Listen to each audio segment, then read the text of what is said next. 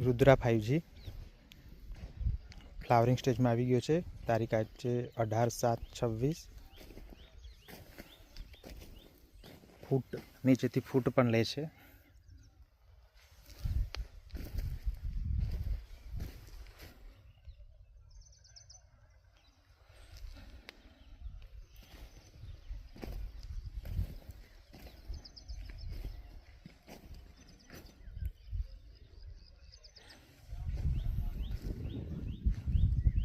Rudra 5G નું field છે। તારીખ 18/7/26 फ्लावरिंग स्टेज में है।